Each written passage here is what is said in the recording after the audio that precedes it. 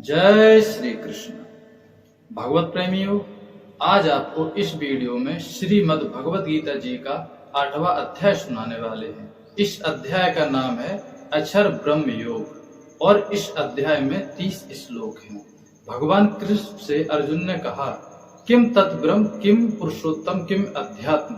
यानी कि हे भगवान कृष्ण से कहा कि हे कृष्ण, वो ब्रह्म कौन है जिसका आपने वर्णन किया है, उसका अधिनाम से क्या जाना जाता है और कर्म क्या है, उसको कैसे प्राप्त करें और पूजा की विधि क्या है कि हम उस ब्रह्म को प्राप्त कर जाएं।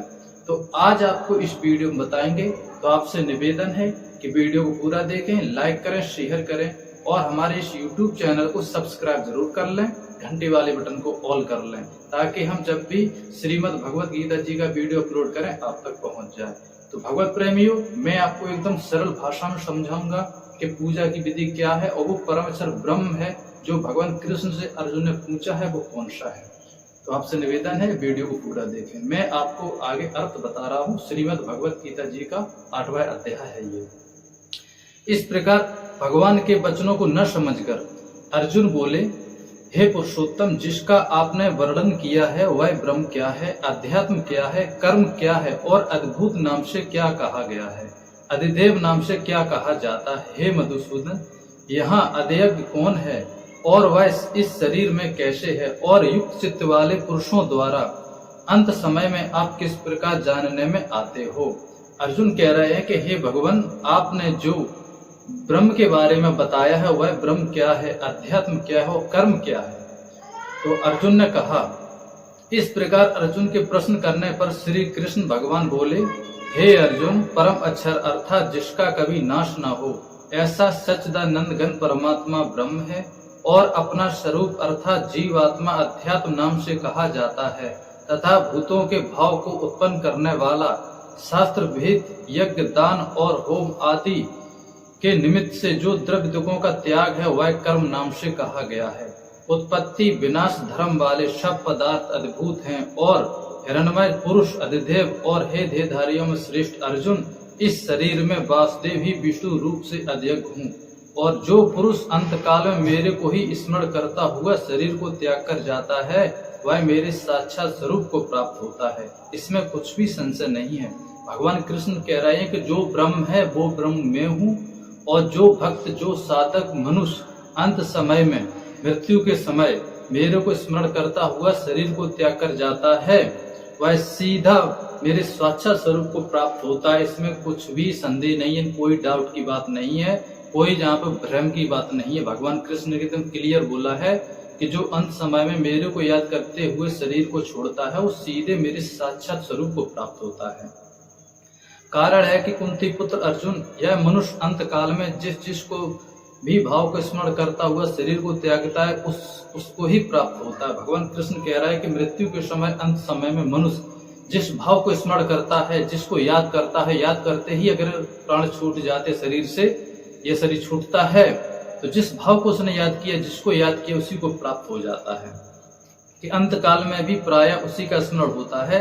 इसलिए हे अर्जुन, तू सब समय में निरंतर मेरा स्मरण कर और युद्ध भी कर। भगवान कृष्ण कह रहे हैं कि हमेशा उसी का चिंतन होता है जिसको हम याद करते, जिसकी हमें चिंता रहती है और अंत समय में हम उसको ही याद करते। तो भगवान कृष्ण अर्जुन से कह रहा है कि हे अर्जुन, तू हर समय हर घड़ी मुझे याद कर, मेरा चिंतन कर, क्योंकि अंत समय में तू मुझे ही याद करेगा और युद्ध भी कर।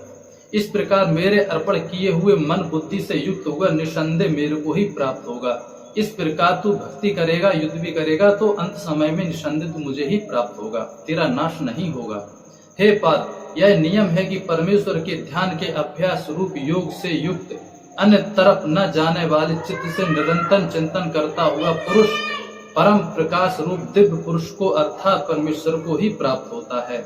इसमें जो पुरुष सर्वक अनादि सबके नियंता, सूक्ष्म से भी अति सूक्ष्म, सबके धारण पोषण करने वाले अचिंत स्वरूप सूर्य के सदृश नित्य चेतन प्रकाश रूप अविद्या से अति परे शुद्ध सच्चिदानंद घन परमात्मा को स्मरण करता हुआ वह अभियुक्त पुरुष अंत काल में भी योग बल से भ्रुकुटी के मध्य प्राण को अच्छी प्रकार स्थापन करके फिर निश्चल मन से स्मरण करता हुआ उस दिव्य स्वरूप परम पुरुष परमात्मा को ही प्राप्त होता है।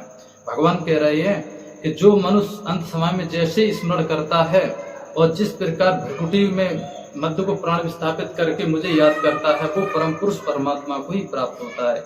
हे अर्जुन, वेद के जानने वाले विद्वान जिस सच्चिदानंद घन रूप परम पद ओंकार को नाम से कहते हैं और आसक्ति रहित यत्नशील वाले महात्मा जन जिसमें प्रवेश करते हैं तथा जिस परम पद को चाहने वाले ब्रह्मचर्य का आचरण करते हैं, उस परम पद को तेरे लिए संक्षेप से कहूंगा।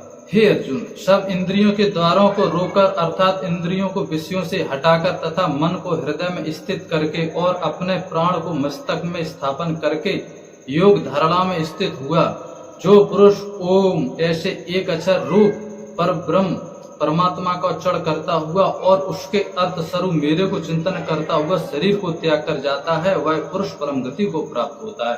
भगवान कृष्ण कह रहे हैं कि जो मनुष्य अंत समय में ओम नाम का उच्चारण करते हुए, ओम जो मंत्र है वो परमेश्वर का है, लिखा है पर ब्रह्म परमात्मा का है, उसका उच्चारण करते हुए और उसके अर्थ स्वरूप मेरे को चिंतन करता हुआ, अर्थ स्वरूप यह है कि जो ब्रह्म है, जो पर ब्रह्म है वो मैं हूँ और मुझे उसके अर्थ स्वरूप मुझे स्मरण करता हुआ शरीर को त्याग कर जाता है, वह निरंतर युक्त हुए योगी को मैं सुलभ हो जाता हूँ, यानी कि वह सीधा परम गति को जाता है और उसके लिए मैं बहुत सरल गति से उसको मोक्ष प्रदान करता हूँ।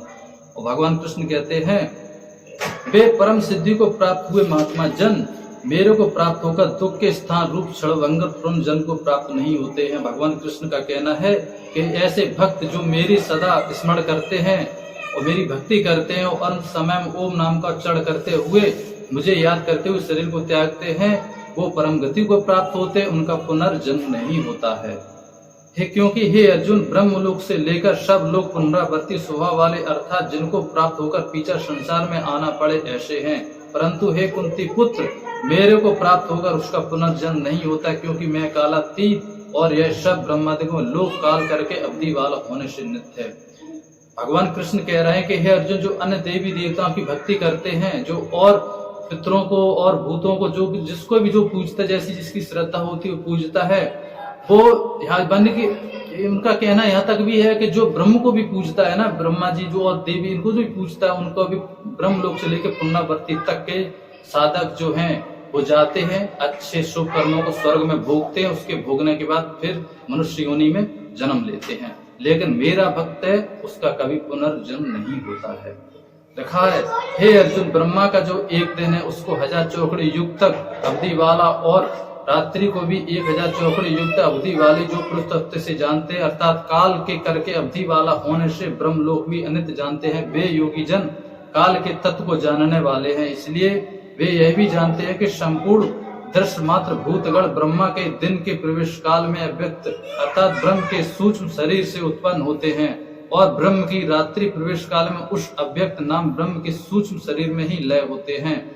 और वह भी यही भी भूत समुदाय उत्पन्न होकर प्रकृति के वश में हुआ रात्रि के प्रवेश काल में लय होता है और दिन के प्रवेश काल में फिर उत्पन्न होता है। हे अर्जुन, इस प्रकार ब्रह्मा के 100 वर्ष पूर्ण होने पर ब्रह्मा अपने लोक शायद शांत हो जाता है, यानी कि ब्रह्मा की आयु 100 वर्ष है। 100 वर्ष पूर्ण होने पर ब्रह्मा समाप्त हो जाएंगे, यानी कि मृत्यु को प्राप्त हो जाएंगे। और इनकी आयु कैसी, 1000 चौकड़ी युग 1000 चौकड़ी रात मिला दो तब ब्रह्मा का एक दिन होता है।